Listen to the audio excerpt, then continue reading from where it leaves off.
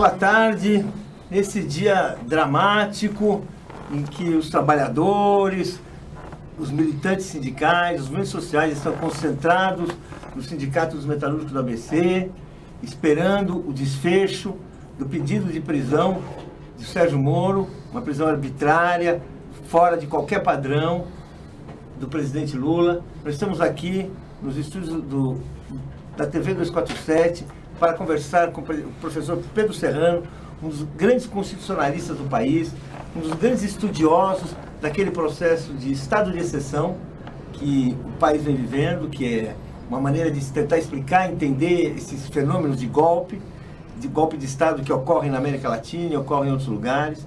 Ele é autor de um livro, Autoritarismo e Golpismo na América Latina, um livro essencial para quem quer entender o que está se passando. Ele analisa em vários países e, claro, analisa o que acontece no Brasil. Para entrevistar comigo está aqui o Edu Guimarães, que é um jornalista, um blogueiro que está aí há muito tempo nessa luta, inclusive cliente, socorrido por Pedro Serrano num momento dramático da vida dele. Eu devo a esse homem aqui o fato de estar aqui com vocês. Olha só, né? Olha só. E ao Fernando e deu, lógico. Mas eu queria, enfim, começar a nossa conversa falando o seguinte, Pedro, conversando hoje de manhã, a gente falou do que estava acontecendo, você falou uma coisa muito importante, porque muita gente fica dizendo que o presidente Lula estava enfrentando, que esse movimento lá em São Bernardo é um movimento de provocação, de quem não quer respeitar a ordem, que está provocando a Globo, inclusive, chegou a falar que o Lula estava contribuindo para elevar a atenção. Eu queria que você falasse do direito de resistência. Você me explicou uma aula. Eu queria que você desse um pouco dessa aula aqui, porque é uma coisa que ele precisa aprender a pensar. Eu vou falar do direito de resistência, que eu acho que é um tema que eu estou abordando agora na segunda edição do meu livro. Estou soltando um capítulo sobre ele e pretendo algum dia escrever só sobre isso, né? Acho que é um tema importante no momento que nós vemos no mundo, né? O problema brasileiro. No mundo, né? Mas o que primeiro cabe às pessoas entenderem o que está acontecendo, independentemente de pedidos que esses meninos do MP possam fazer, etc. Então, a realidade é que o Lula não tem o dever de se integrar. Ele não tem esse dever. A ordem do juiz de prisão não é dada a quem é aprisionado. Ela é uma ordem dirigida à polícia para que realize a prisão. O juiz do caso, me parece, para tentar discursivamente ou meramente retoricamente dar a impressão que não estava praticando o que para mim é um ato tirânico, ele para tentar dar uma cor, uma superfície, uma maquiagem nesse ato autoritário dele, ele fala que dava 24 horas para o presidente se apresentar, né? Bem, na realidade, o presidente, enquanto ele não estiver preso, ele pode se apresentar, né? Então, ponto, na hora que ele quiser. Na hora que ele quiser. Porque isso é um direito dele, não é um dever. Se ele fugir, ele não pode ser punido pela fuga. O fugir não é crime. Isso é importantíssimo de falar, porque nós temos que entender o seguinte, nós estamos ainda, bem, pelo menos teoricamente, numa democracia que tem uma pauta de direitos, né? E o aprisionado, como é um ato muito violento do Estado em relação à pessoa, a ordem jurídica compreende que se a pessoa foge, é da natureza do instinto humano, ela não deve ser, é quase que querer, vamos dizer, incidir o dever ser sobre o necessário, né? Quer dizer, as condutas necessárias, elas não podem ser as que têm 100% de eficácia, digamos assim, né? 100% das pessoas que tiverem o risco de ser presas e puderem se fugir, vão fugir, quase 100%. Portanto, esse é o primeiro elemento. Então, nós estamos falando de um tema que não é jurídico quando falamos disso, é um indiferente jurídico, né? E mais do que isso, o presidente não está em lugar incerto e não sabido. Sim. Ele não se evadiu. Ele está lá, onde está. Existem pessoas se manifestando? Sim, pessoas podem se manifestar de forma crítica a uma ordem judicial. Sim. Não tem nenhum ato de violência nisso. Tem obstrução da justiça. Portanto, o tema do Lula, ele vai além não é uma questão estrita de direito à resistência. Eu acho que o direito à resistência coloca para a sociedade brasileira hoje. É um outro tema, mais amplo. Mas o tema do Lula, ele se resolve de forma simples do direito, né? Agora, o problema é que daí, entrando no tema, eu tenho avaliado, você sabe, Paulo, você sabe também, Eduardo, que eu tenho avaliado já há alguns tempos de que no mundo, e muito antes de surgir Lava Jato, impeachment, tudo, no mundo passa a haver uma nova forma de autoritarismo a partir, vamos dizer, se é para botar um fato aí, para dar uma certa ilusão para as pessoas que a história é assim, né, por esse tipo de reificação, mas vamos dizer, a partir da queda do muro, algo do gênero, e a partir do surgimento de uma nova forma de capitalismo, capitaneada aí pelo capital financeiro, o militar e o tecnológico, que as pessoas chamam de neoliberalismo, eu não gosto desse nome, porque eu tenho uma paixão pelo liberalismo e não...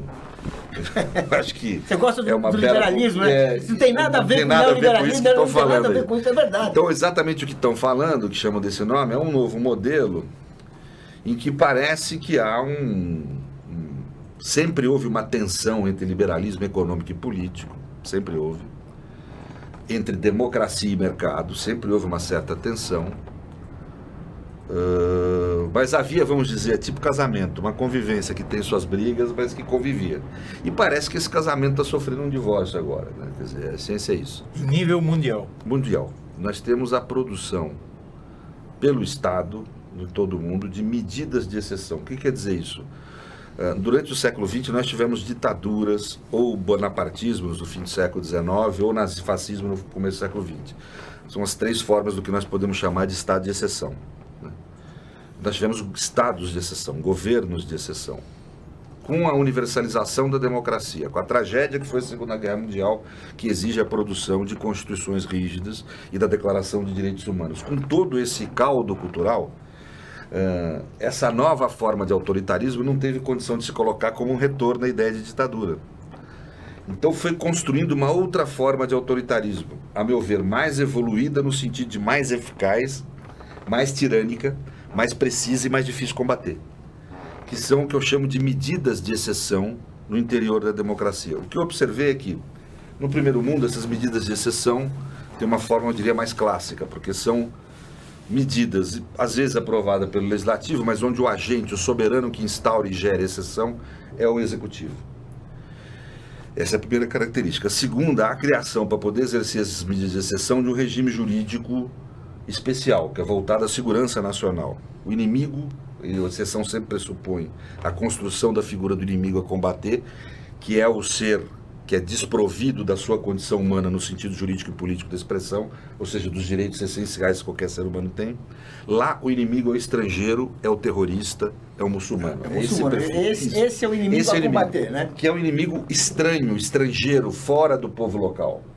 O inimigo interno, né? Externo. É externo, mas... É o inimigo externo. Agora, o interessante, não é um Estado que é o inimigo, são pessoas. Contrariando um pouco o que Rousseau diz que guerra só deve haver entre Estados. A exceção nada mais é do que você transplantar o regime jurídico da guerra entre Estados para a relação entre Estado e pessoas. É fundamentalmente isso. Quer dizer, hoje, só para assim, para o pessoa que está nos assistindo e tem que traduzir um pouco. As pessoas que estão hoje assim, vamos ver assim, o tratamento que se dá aos muçulmanos em alguns países da Europa hoje é o tratamento que se dá a um inimigo de guerra. É o inimigo de guerra. Se dava, que há 40 anos atrás era só na guerra que as pessoas hoje que moram na França, que moram na Alemanha, têm um tratamento convencional. E veja, a guerra tida como um conceito fora do domínio da guerra civilizada, digamos assim. Uma guerra sem direito. A guerra no sentido clássico. A guerra no sentido de que o outro é meu inimigo, é alguém que eu devo ter o poder de matar, de torturar, isso é um ser não humano. Por isso que a ideia de não humano, tá certo. Inimigo como um ser não humano. O que é humano? Humano é o sujeito que a gente reconhece, como a gente olha como um mínimo de igualdade, um mínimo semelhante, filho do mesmo pai. Quer dizer, ou seja, quando você olha o outro como semelhante, você já passa a atribuir a ele certos direitos e certa condição de dignidade. Então a lógica da inimizade é causar, inclusive nas pessoas que olham o outro como algo absolutamente estranho e diferente. Pedro, eu queria que você fizesse uma análise de uma visão que tem se tornado muito popular no sentido de que existem elementos que lembram a ascensão do fascismo. Eu vou tentar explicar isso, porque o que eu acho? Na América Latina é um pouco diferente da Europa. Nós aqui não, aliás, é bastante diferente. Primeiro que o Brasil é um país mais primitivo, com grandes traços de colonialidade na sua sociedade, e onde as relações são mais violentas, né? Onde existe um forte racismo, uma estrutura social, vamos dizer, que enxerga o negro e o pobre já naturalmente como inimigo. Então, aqui gera uma coisa diferente. Primeiro, o agente de exceção, a conclusão da minha pesquisa, não tenho como alongar aqui os fatos, mas me parece ser o agente principal da exceção, que é o vértice. Tem atos do legislativo, do executivo, mas o vértice é o sistema de justiça. O sistema de justiça na América Latina, pelo menos em alguns países... É o agente da exceção? É o agente da exceção. Quer dizer, ele que deveria ser o agente da igualdade, do direito. Ele é o agente da exceção? Olha, se a gente for ver a história, a vida humana, ela é cheia de contradições. Claro, claro. Então, mas por que isso? Isso se dá por várias razões. No Brasil, por exemplo, desde o fato de a gente ter um design institucional equivocado na Constituição, que fortalece o judiciário, é um poder que ele nunca exerceu, mas ele é muito forte na estrutura institucional, é o poder mais, vamos dizer, mais poderoso dos três em termos institucionais, ele oferece ao ato tirânico, ao ato de exceção, ele oferece uma roupagem eficiente de aparente democracia. Porque ele é o incumbido de aplicar a lei. Então, quando ele fala supostamente sobre uma autoridade que não é sua, uma autoridade que é do povo, que elegeu representantes e que produziu a aquele poder que está acima dos outros, né? No sentido de que ele não fala com uma vontade instauradora, portanto, ele não está sujeito a disputa ideológica, política. Ele realiza a vontade de um terceiro, que é a lei, que no caso representa a vontade do povo. Tá. Só que o que acontece? A título de aplicar a lei, ele realiza vontades instauradoras. Ele vai construindo um discurso falso, fraudulento, interpretativo, em que o sentido comum que habita o texto normativo, ele esvazia esse sentido comum de sentido, de significado. E passa a querer que aquela norma tenha o significado que ele quer. Eu vi, por exemplo, ontem numa rede de televisão, um rapaz, é um garoto, não sei nem qual exatamente a função dele, talvez advogado. Mas ele falando assim, não, é que a gente tem que ficar dentro dos limites do que a palavra diz do texto legislativo, dentro do conceito. Mas dentro do conceito tem várias interpretações. Por exemplo, trânsito em julgado pode significar que na segunda instância é a última instância que se discute fatos. Mas não, trânsito em julgado tem um sentido preciso, histórico. Típico do processo penal, tem um sentido preciso, significa uma decisão terminativa, que é a característica da jurisdição na estrutura de Estado. Quer dizer, há uma alienação de sentido quando ele usa esse tipo de palavra. Qualquer palavra, é óbvio que eu posso querer inventar um tipo de interpretação. Para distorcê-la. Né? Mas a realidade é que nós não nascemos e saímos dando sentido às coisas. Eu não posso chamar essa mesa de elefante. Então falar que eu estou louco, né? E quem criou o conceito mesa não fui eu. Eu aprendi isso lá quando eu nasci, desde que nasci. E fui para a escola e tal. Ou seja, a linguagem é algo comum, que está na comunidade. Portanto, ela tem um sentido objetivo.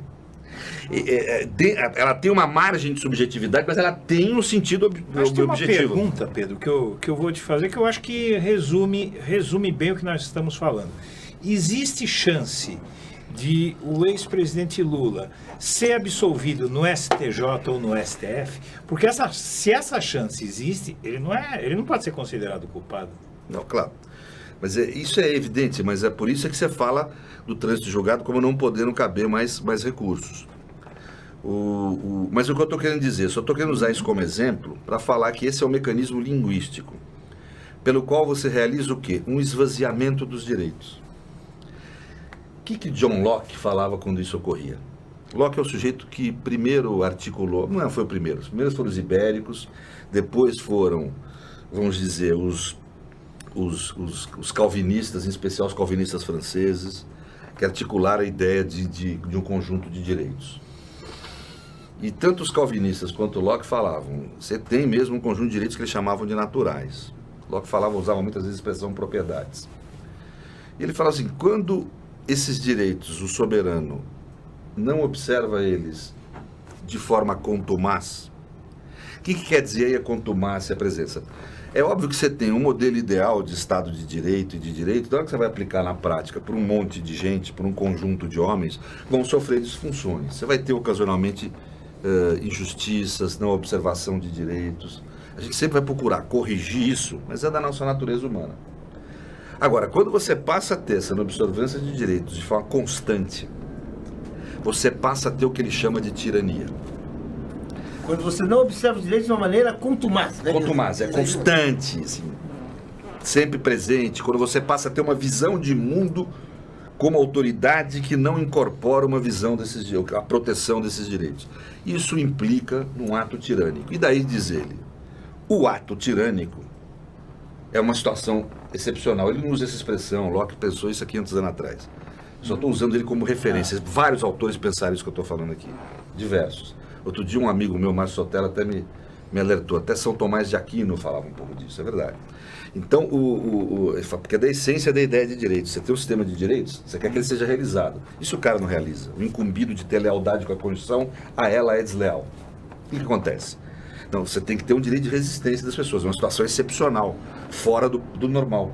Mas quem inicia a situação excepcional é o Estado, que passa a não absorver os direitos que deveriam ser a normalidade. Ele para o nosso espectador menos formado, menos erudito. Mais assim, idade. De onde é que vem essa tirania e de onde vem que gera necessidade, no fundo, de um direito de resistência? No Brasil de hoje, 2018, vamos falar sobre vamos isso. pensar.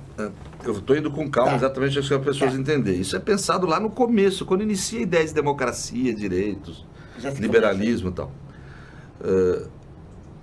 Desse século XX, na primeira metade do século XX, nós tínhamos uma ideia de democracia como um procedimento formal, em que tudo era sanável pela decisão da maioria no campo político, pela decisão judicial no campo da aplicação do direito. Era isso democracia. Era só isso. Não havia limites à decisão política. E por uma consequência, eu diria, natural, óbvio que se entendia a decisão judicial como algo não propriamente livre, mas com muita discricionariedade, vamos usar essa palavra. Né? No pós-guerra, não.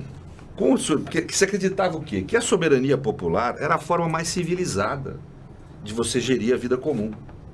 O que acontece com a Segunda Guerra Mundial? O nazismo e o fascismo ascendem pela maioria ocasional, pela soberania popular, são eleitos e provocam a maior tragédia incivilizada que o homem viu durante o século XX.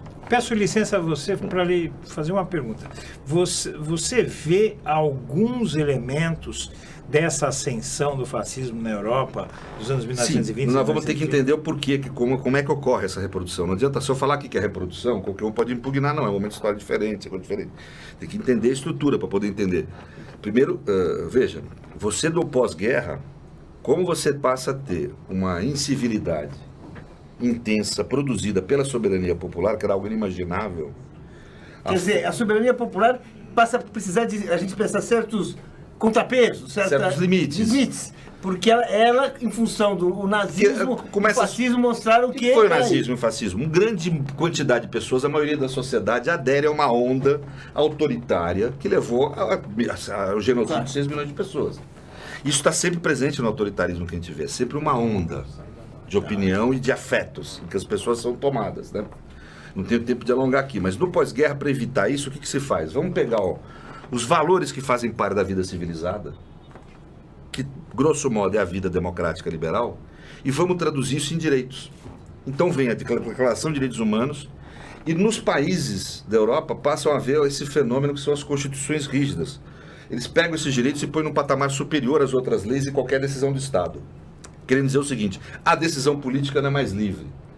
Quando os representantes da sociedade forem deliberar, eles têm que respeitar os direitos de liberdade, não infringir esses direitos, e têm que realizar os direitos sociais. Cláusulas pétreas, vamos falar assim. Não, os direitos... Hoje seriam cláusulas pétreas, né? Não, os direitos nossos são cláusulas pétreas. Por isso que são cláusulas pétreas, são imexíveis. Por quê? Porque essa é a forma civilizada de viver. Da forma civilizada de viver, não podemos abrir mão por nenhum tipo de onda de opinião ou de emoção. As pessoas têm um direito de dignidade. Ser humano é igual ao outro. Somos todos filhos do mesmo pai. Nós somos dotados de valor, de dignidade. Isso nunca, nenhuma maioria pode abrir mão. Porque a maioria pode decidir tudo, mas não pode decidir viver fora da democracia e da vida civilizada. Isso não pode decidir. Isso está acontecendo no Brasil? Calma, então, é isso que eu estou te dizendo. Isso funcionou por um período que a gente começa a observar, nesse período do novo capitalismo, etc. E no mundo inteiro ocorrer essas medidas de exceção, cuja função é o seguinte, de forma paulatina, sofisticada, sem as pessoas se perceberem, esses valores que deveriam governar a vida civilizada vão se esvaziando. E você tem razão, nós passamos a ter reprodução de certos elementos estruturais, não é o mesmo ocorrendo de novo. Elementos estruturais do nazifascismo. Isso acontece na história. Eu sei Você que diria que são os métodos de militância nazifascistas? Não, primeiro eu acho que a principal característica é começar a dar pouco valor para os direitos fundamentais. Isso repercute em todos os ambientes da vida. Por exemplo, no cotidiano a gente vê qualidades ou predicados humanos que antes eram valorizados, hoje serem desvalorizados. Bondade, solidariedade, generosidade, prudência, e equilíbrio. Tudo isso passa a ser desvalorizado no cotidiano, na relação entre as pessoas. O que começa a ser valorizado? Uma linguagem viril, simplificadora do real, né, que não resolve problema nenhum, porque o real é complexo, não é simples. Violenta. Valentona. Expressiva de preconceitos e de qualificação do outro como não humano. Ganância, né? Uma coisa que... Ganância. Você fala generosidade ao contrário. Excessivo ganância. Individualismo. Quer dizer, ou seja, em vez de bondade, o excesso do egoísmo, uma série de coisas começam a ocorrer. Mas isso reflete esse esvaziamento de sentido dos direitos. As pessoas começam a achar que fé em Deus é punir os outros e não acolher, não amar. O amor passa a ser um sentimento até revolucionário nesse momento, porque ele não pode ser traduzido em grana e ele é uma forma de entrega, de pular no precipício pelo outro. Então, e esse tipo de coisa não é entendido hoje em dia, não tem sentido, né? Então, esse esvaziamento de sentido dos direitos, ele é natural desse ambiente social, mas ele é terrível, porque ele significa o quê? De fato, tirania. Então, quando o judiciário começa a ter decisões que esvaziam de sentido do direito, vai se estabelecendo com punhos de renda, com uma aparência de tenta-se aparecer como equilibrado e prudente, aquilo que não é equilibrado nem prudente. Né? E normal, né? E normal que não é normal, né? Ou seja, você começa a valer, o judiciário a produzir tirania, com uma roupagem democrática, que eu chamo de medidas de exceção. Então, isso pode dar direito a um direito à resistência? Pode, mas com cautela, porque também o direito à resistência, ele é uma medida excepcional que o cidadão tem direito a exercer, e ele deve exercê-lo com prudência, ou seja, garantindo o que a gente chama de segurança jurídica. Ele não pode contrariar. Eu vou tentar explicar isso, que é complexo. É complexo, mas assim, se a gente conseguisse colocar um pouco no Brasil de hoje, agora que nós chegamos, a tirania do judiciário e o direito de resistência, temos esse caso concreto, que é o caso do presidente Lula, que nesse momento está cercado, está ali ameaçado, um processo que a gente... Então, dentro da minha interpretação, ele é uma medida de exceção. Como é que você interpreta isso? Como é que você Por que eu acho que é uma medida de exceção? O IDEU chama de processo penal de exceção. Como é que eu observo isso? Tá.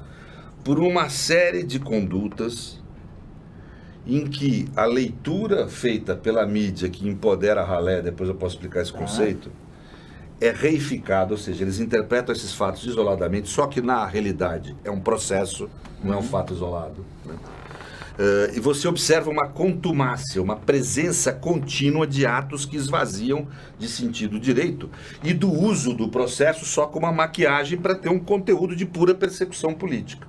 Isso, para mim, depois de ontem, ou depois da última ordem do juiz Moro, está claro, está atestado que é uma persecução política o que realizam contra o presidente Lula, não tem nada de jurídico. Não há a mínima preocupação em aplicar a mais singela regra do que pode se chamar processo. Tá. Né? É nitidamente o que a gente pode chamar de um processo estanilista. Ele começa sabendo o resultado e não há nenhuma preocupação com o regramento nenhum. O regramento existe só como aparência, não como conteúdo. E veja, no pós-guerra, claro, e no pós-guerra, veja como é importante isso. O que se quer no pós-guerra? Não basta ver direito só como forma. Você não tem a garantia dos seus direitos só pelo fato de ter tido um julgamento pelo judiciário. É necessário que o judiciário observe no conteúdo material da sua decisão os direitos humanos e fundamentais. Se ele não fizer isso, ele não está dando segurança jurídica para as pessoas. O que significa segurança jurídica no pós-guerra? Primeiro, eu tenho uma decisão judicial. Mas segundo, que essa decisão judicial manifeste no seu ambiente, no seu conteúdo material, o conteúdo dos direitos que a Constituição protege. Se ela não fizer isso, ela não está dando segurança jurídica às pessoas. Ela está sendo tirânica. Não há nada mais inseguro juridicamente que a tirania material na relação do Estado com as pessoas. Portanto, o que nós estamos... Nesse caso do Lula, posso dar como exemplo. A acusação, para mim, é insuficiente do plano lógico. O sujeito é o líder de uma organização criminosa. Explica O sujeito aí pra é entender. acusado de ser o líder de uma organização criminosa que desvia bilhões da Petrobras, é o que se diz na acusação, para ganhar como presente a reforma numa cozinha de um apartamento de 5ª categoria. Então, quer dizer, o sujeito é inteligente o suficiente para montar o desvio de bilhões, mas burro para na hora de se remunerar por isso. Então, é evidente que o que houve ali... Até porque não foi- esse pra imóvel mim podia já ser estava uma- claro que houve uma troca ali, né? Segundo, a própria formulação do que eles interpretam como corrupção. Tradicionalmente se entendia o quê?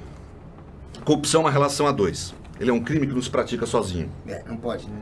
A extorsão, sim. A extorsão pode ser praticada sozinha. Mas quando você é acusado de corrupção, se pressupõe a dois. Você tem um sujeito que oferece uma vantagem e o outro que aceita essa vantagem em troca de praticar um determinado ato. Por que se falava determinado ato? Porque a corrupção ativa, o Código Penal descreve assim mesmo. Oferecer uma vantagem ou uma promessa de vantagem a título de obter um resultado de uma conduta administrativa. Ponto.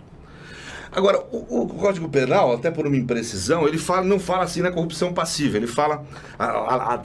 o texto dele é receber uma vantagem a título do exercício da função pública.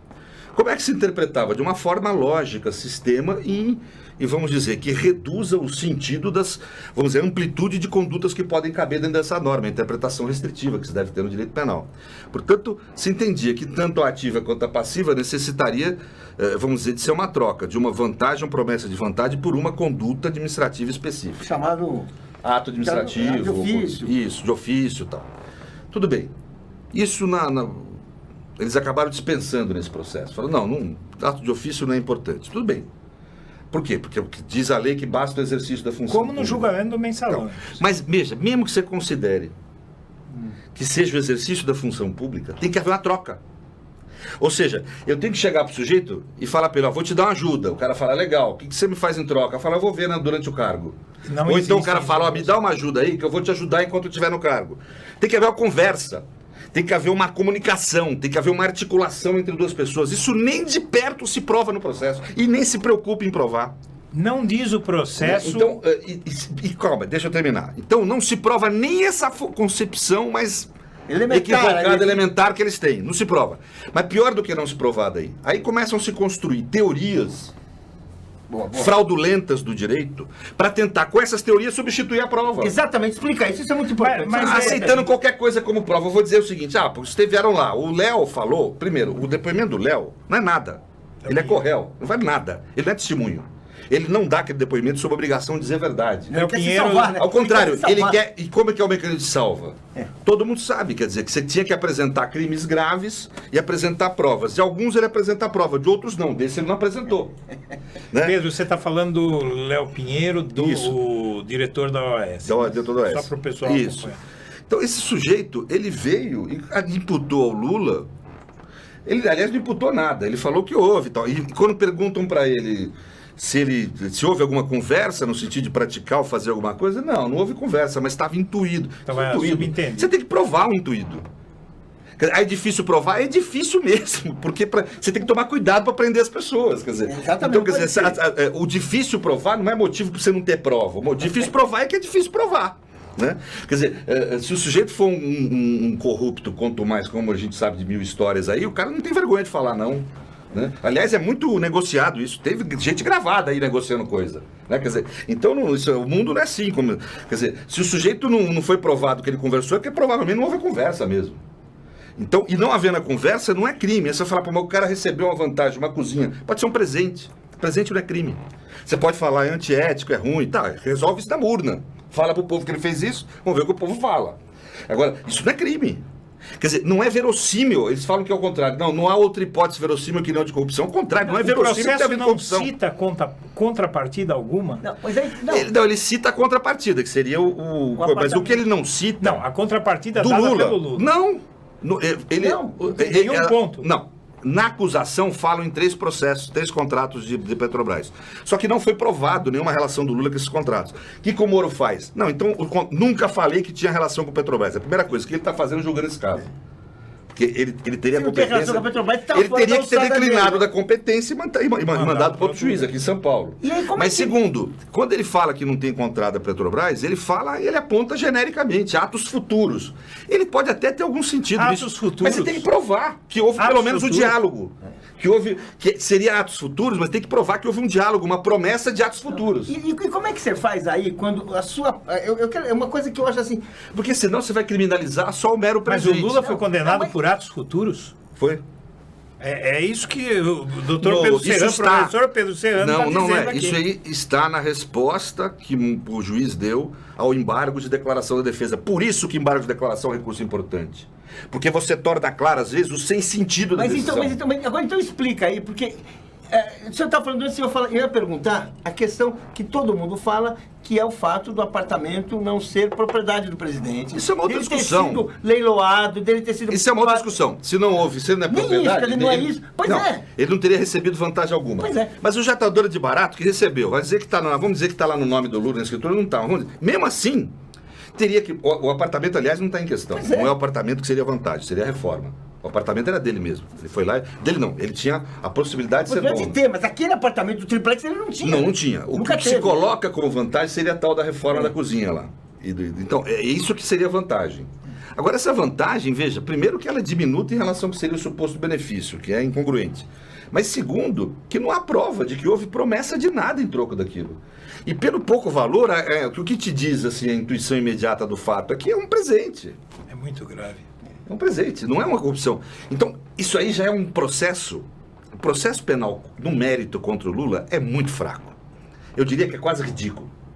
Entendeu? Qualquer jurista minimamente distante, que não esteja envolvido em questões, essa afetividade colonial que tem a sociedade brasileira, uma parte dela, que não esteja envolvido nessa afetividade autoritária, ele vai observar isso, porque eu não consigo entender como é que uma pessoa que conhece direito olha isso e acha razoável.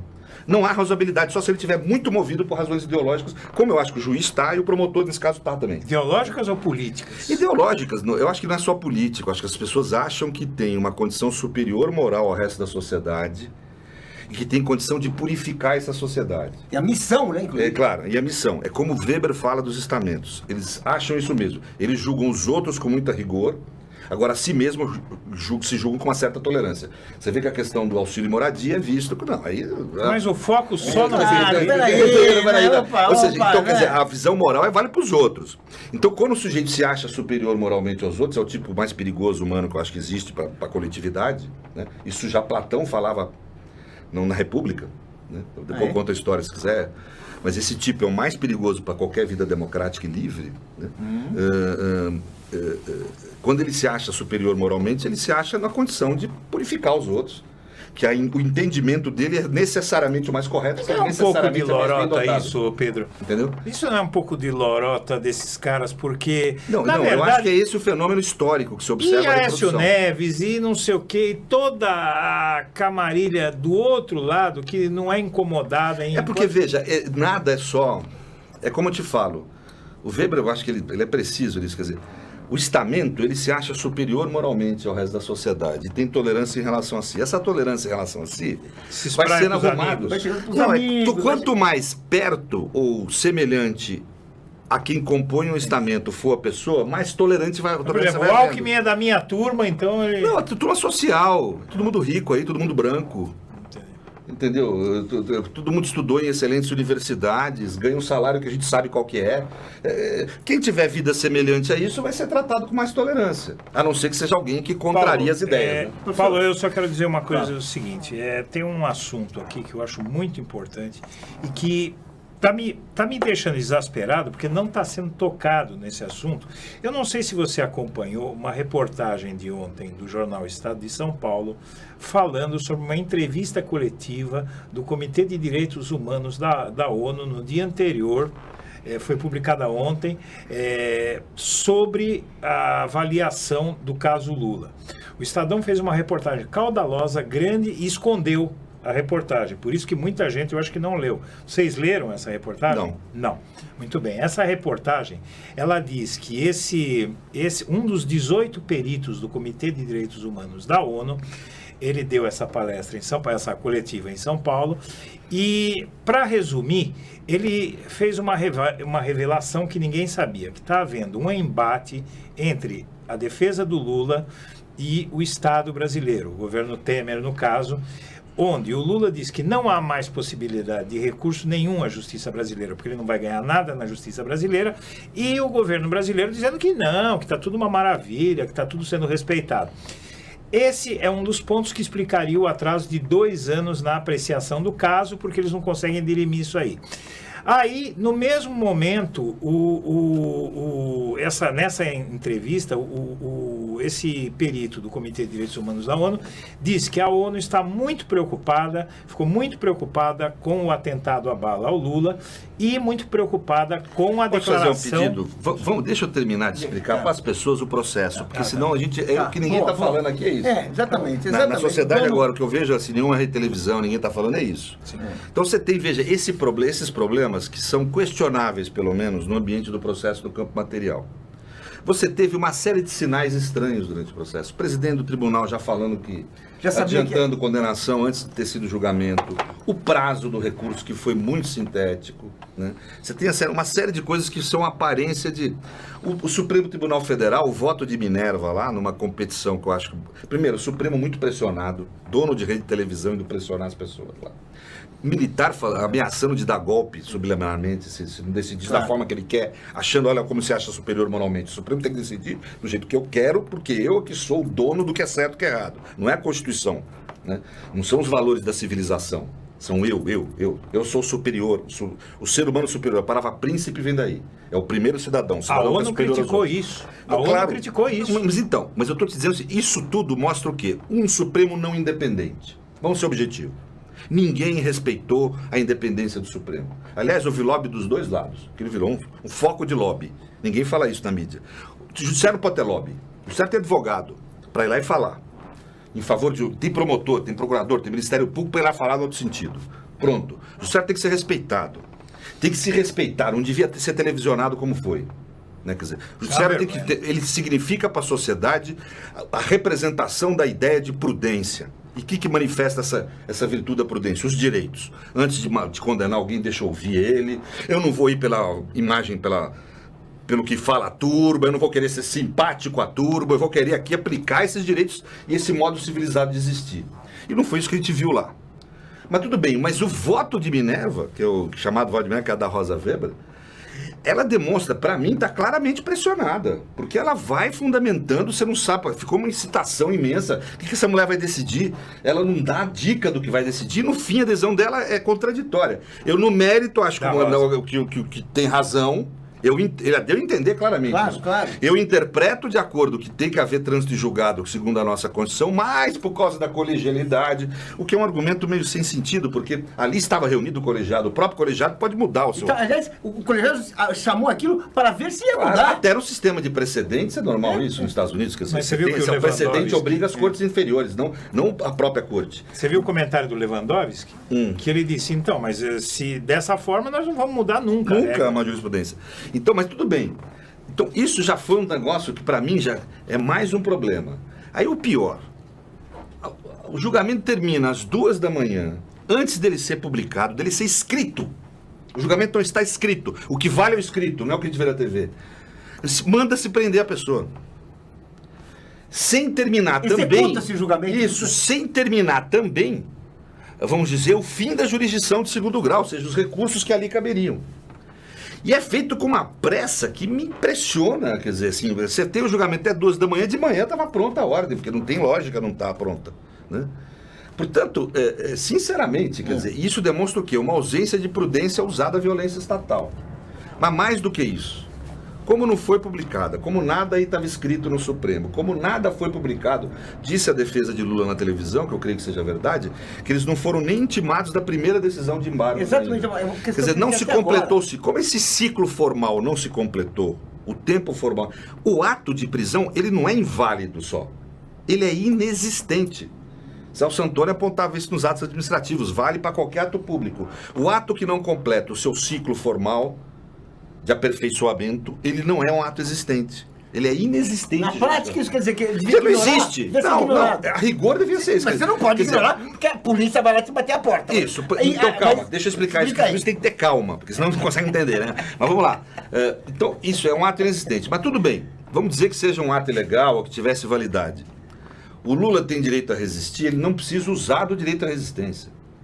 Porque o que comanda essa ordem? Ela fala, eu dou 24 horas para o presidente se apresentar, uma oportunidade a ele, ou um direito que ele pode exercer de se apresentar. O que ele está dizendo? Cumpra-se essa ordem só daqui a 24 horas. Com isso, o juiz demonstra, primeiro, que não havia perigo do presidente se evadir.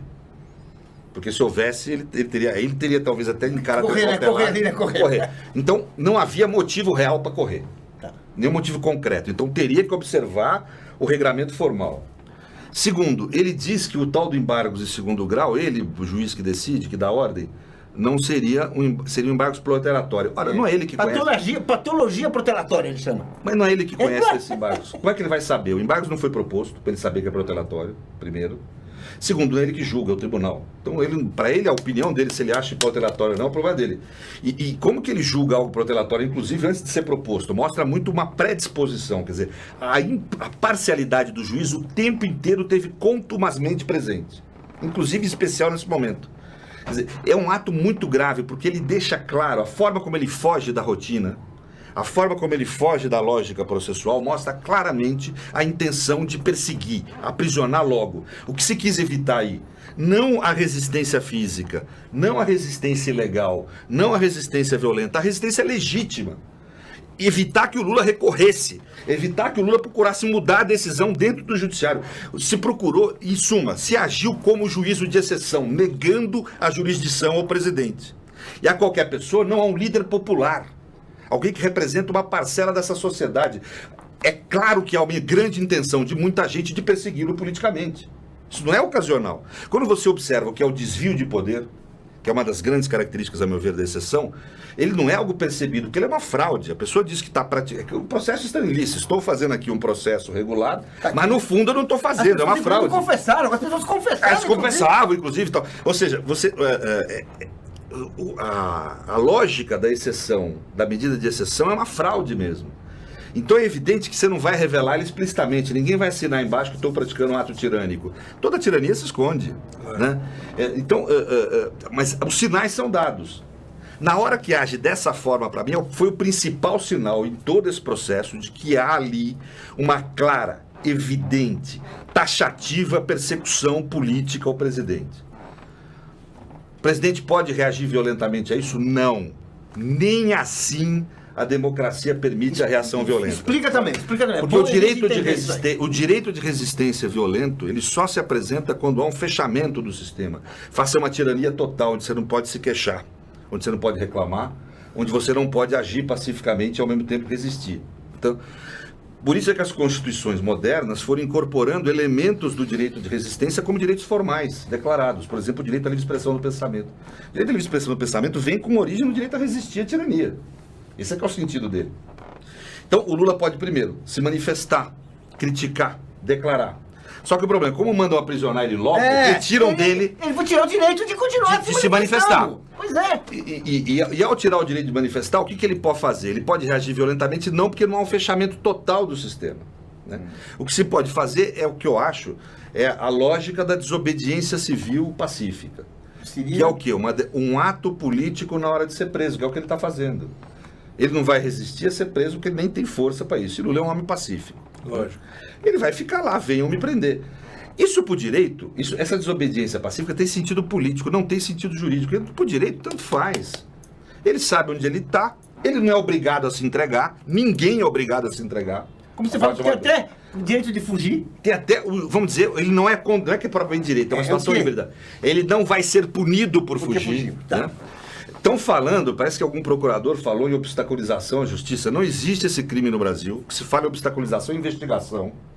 Nós não estamos em fase de investigação. Olha, eu acho que a gente chegou no momento de perguntar uma coisa para você. Claro, por favor. Sobre a questão, tirando aquela questão da onda que a gente deixa para depois, mas tirando essa questão de que o Lula perderia os benefícios. Miguel Reale chegou a falar que se ele continuar agindo assim, ele vai para a vala comum. O que quer dizer? Vala comum foi o termo usado pelo Miguel Reale, e eu vi na Globo,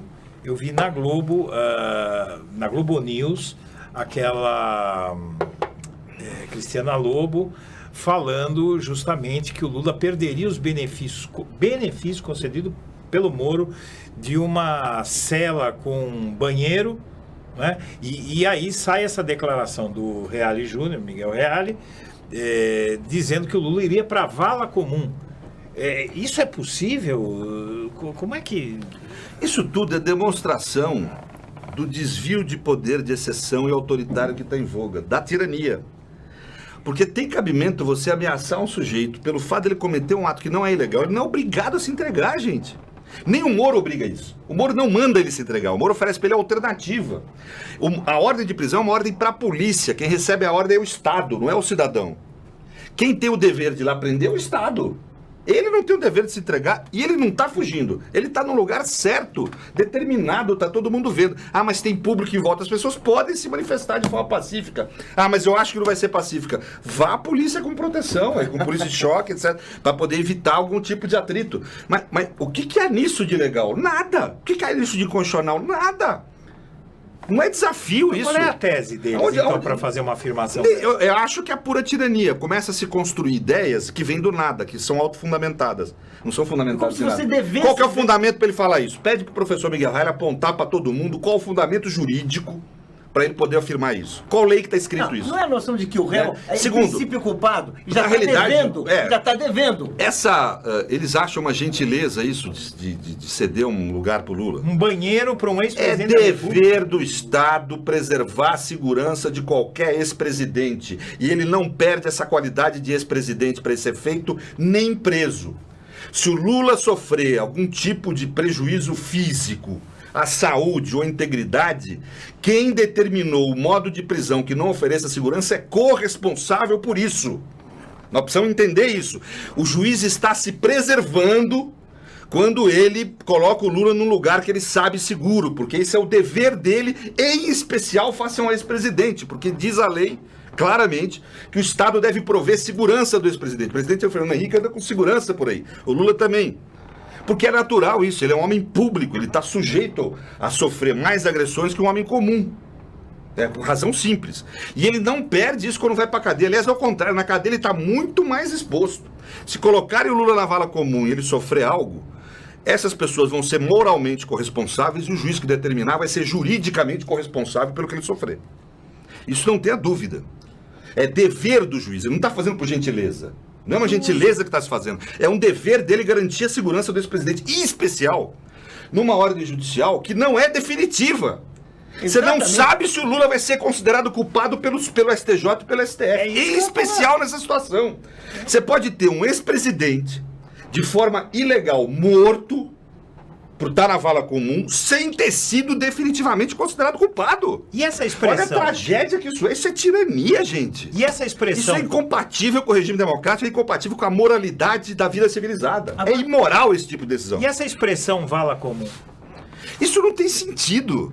Ele pode ser posto junto com os outros? Pode, se tiver medidas de segurança. Cadáver? Não, nem o estuprador vai para a vala comum. O estuprador não vai, vamos falar isso claramente? O estuprador fica numa cela especial. Por que ele não fala isso? Agora, o estuprador tem mais direito do que um ex-presidente da República que está submetido a um processo altamente criticável e que não terminou o julgamento?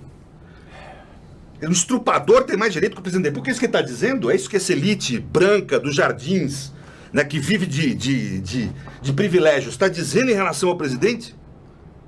Quer dizer, vejam que absurdo. Eu falo assim com ênfase porque eu fico absurdizado com a falta de prudência, a falta de equilíbrio de gente que naturalmente deveria tê-la. Gente que foi privilegiada na nossa sociedade para poder ter equilíbrio, para poder agir de forma civilizada. Como é que a incivilizada vem de gente bem tratada pela vida, não? É uma coisa absurda isso. É um mistério. Isso me choca, porque quando eu vejo a incivilidade e a barbárie vindo de gente maltratada pela existência, que é a grande maioria dos seres humanos que passaram do planeta, não me surpreende. Quando eu vejo gente bem tratada pela vida, agir com essa incivilidade só porque o outro pensa diferente dele, no fundo é isso. Só porque o outro vem de uma origem diferente dele? Só porque o outro é nordestino, é pobre? No fundo é isso, vamos falar claramente. Né? E conseguiu algum sucesso, é um nordestino pobre. No fundo é isso que pega essa gente, porque não tem fundamento. Qual o fundamento para falar? Lula vai para vala... O que é vala comum? O estuprador não vai para vala comum. O policial, o homem que mata um policial não vai para vala comum, homicida. E por que o Lula vai ser diferente? Porque eles têm razões específicas para estarem no ambiente prisional mais protegido. O ex-presidente da República tem que ter razões, ele é homem público, um maluco lá mata ele. Então você tem, e tem mais, há um dever especial em relação ao ex-presidente da República, existe lei específica que determina isso. Vejam, lei no Brasil virou bobagem, Constituição virou texto, vale a decisão da autoridade. Isso é barbárie, isso é incivilizado, isso é tirania. Nós não podemos aceitar esse tipo de comportamento, em especial de ambientes sociais muito bem tratados na sociedade. Gente que deveria ter um comportamento civilizado. O que se deve fazer? Equilibrado. Isso que eu estou fazendo aqui. Ter coragem de vir na televisão, o diabo, e falar para essa gente. Tenham equilíbrio, tenham prudência. Vocês foram beneficiados na vida social. Vocês são brancos no Brasil, sempre tiveram estudar nos melhores colégios, tiveram acesso ao melhor conhecimento. Vocês têm o dever de ser civilizados. E essa o dever de agir com equilíbrio. Esse ato de resistência pacífica, mas real, que o presidente demonstrou hoje com essa concentração. Pois é, esse é um sentido político. Juridicamente não tem resistência nenhuma. Mas é importante isso aí. Mas assim, há um direito de resistência político. Quer dizer, que ele está fazendo o quê? Ele está mandando uma mensagem para o mundo que ele tem o direito de mandar nesse caso, eu acho. Uma mensagem clara: estou sendo preso por razão política, porque sou perseguido político e não por razão jurídica. A forma como ele foi preso é um mau indicativo disso. Então, ele está representando simbolicamente para o mundo isso. É um direito dele, no sentido político. Sob ponto de vista jurídico, é nada. É nada. Ele não precisa se entregar hoje às 5 horas da tarde. Ele pode se entregar às 10 da noite, pode não se entregar. Ele está em lugar certo e sabido, vão lá pegar. As pessoas lá vão reagir. Quem que disse? Se tiver informação de inteligência disso, prepare a tropa de choque. Circunda, proteja os policiais que vão lá realizar esse tipo. Ele não está mandando ninguém lá. As pessoas estão indo lá naturalmente, porque tem que protestar contra isso que eu estou falando aqui. É um direito da cidadania fazer isso quando há. As pessoas têm direito de se manifestar. Quer dizer, o judiciário não é incriticável no sistema, você tem que cumprir a ordem judicial. É o dever da cidadania como regra geral, né? Quando não estiver perante uma ordem de exceção extremamente violenta. Mas assim, como regra geral, a cidadania deve cumprir a ordem judicial, mas não está dito em lugar nenhum que não pode ser criticada. Ao contrário, a ordem judicial tem que ser criticada. Essa decisão ontem do Supremo tem que ser criticada. Esvaziaram, retiraram um pedaço do direito de liberdade de cada brasileiro. É um direito de todos e ao mesmo tempo um direito de cada um. Cada um de nós saiu com o nosso patrimônio jurídico diminuído.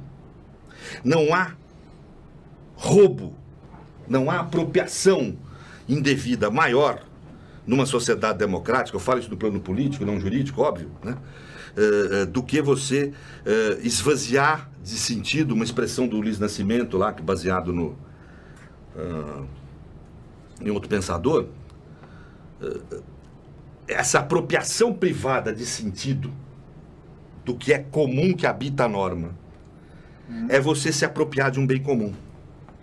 Você interpretar uma norma que é pública, que tem um sentido coletivo, né, que tem um sentido comum, do jeito que você quer e não do jeito que a própria normatividade determina, é você se apropriar privadamente de algo que é público. É você querer usar a função de intérprete para realizar o novo na política. Só quem é eleito pode fazer isso. Pedro, professor, estou querendo encerrar, professor. Antes de você encerrar, eu quero que a questão é a seguinte: essa questão da ONU, o Brasil é signatário do Pacto de San José da Costa Rica. O Brasil, como signatário desse pacto, ele não tem que se submeter a uma eventual decisão da ONU, porque a fala desse perito da ONU que eu citei aqui, ela é muito clara no sentido de dizer que a ONU está começando a ver verossimilidade na queixa do Lula de uma forma dramática. A forma como foi realizada essa ordem hoje, que está sendo realizada, é um sinal para o mundo do que está vendo aqui. O Lula está perdendo no plano pessoal, né? Vai preso. Mas no campo político internacional, não tem dúvida que ele está ganhando, porque a forma como executaram demonstra claramente a persecução política. Mas eu vou te dizer o seguinte: esses tribunais internacionais de direitos humanos, Se você for pegar uma instituição que nem a ONU, quem tem força mesmo é o Conselho de Segurança, vamos ser objetivo. Direitos humanos, essa coisa, esses países fortes não dão muita bola. Então, a Comissão de Direitos Humanos tem um efeito mais simbólico, no fundo. Sim. Se o Lula conseguir alguma vitória lá, vamos falar para o mundo, olha, Mas ele foi perseguido não político. terá consequências assim. Mas não vai ter consequência prática nenhuma. As decisões públicas, elas só têm capacidade de ter consequência concreta quando tem sanção concreta, ou financeira. E o Brasil já vem desafiando muitas Já decisões. desafiou decisões anteriores, Resoluções. não cumpre. Não, isso aí não... Eu acho que não vai acontecer nada, para ser franco, assim, no sentido concreto. O que pode acontecer Seria não no seria sentido bom, moral, né? no sentido moral, que daí não é bom para ele, né? Para ele vai estar ferrado do mesmo jeito. Vai ser bom para a sociedade brasileira, porque talvez, vamos dizer, sirva de instrumento para a gente poder conter um pouco isso que está vendo, que vai atingir todo mundo e já está atingindo todo mundo, aliás, desde a década de 90. Mas assim, mas agora de forma muito asseverada. As pessoas vão começar a sentir na Você sua nota vida que a defesa do Lula... esse tipo de comportamento autoritário. Você nota que a defesa do Lula está investindo alto nessa questão da ONU, né? Mas eu acho que estão corretos. Correto. Porque, veja, na situação de persecução processual, de lawfare, que eles chamam, você mudar o território é fundamental. Você ir para um território mais isento, né? Está tudo dominado aqui, você vai para outro. Mas que é a uma Nós adesão- temos um ambiente que é uma onda de opinião.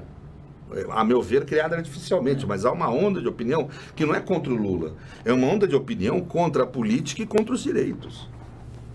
Contra a democracia e contra os direitos humanos. Acho uma ótima conclusão. Né? Já estamos no nosso horário. Queria agradecer muito, professor. Muito Queria bem. agradecer sua ênfase, porque sua ênfase assim deu um calor final assim que Né, eu ajudou. acabei- Eu fiquei com vontade de sair acabei daqui ficando- quebrando tudo. É o momento. Não precisa. O momento emocional que nós estamos vivendo, às vezes. É bom, distorce, é né? bom, é bom, é bom. não, requer, Queria agradecer, queria agradecer você que está nos assistindo. privilégio Tivemos um aqui. programa assim muito bom, uma audiência muito boa também. Então, professor, vamos voltar aí, quando o senhor tiver a segunda edição do seu livro, vem aqui discutir com a gente, vai ser uma boa. Acho que a segunda grande entrevista que o senhor dá, teremos outras, vai ser obrigado. muito bom. Tá bom.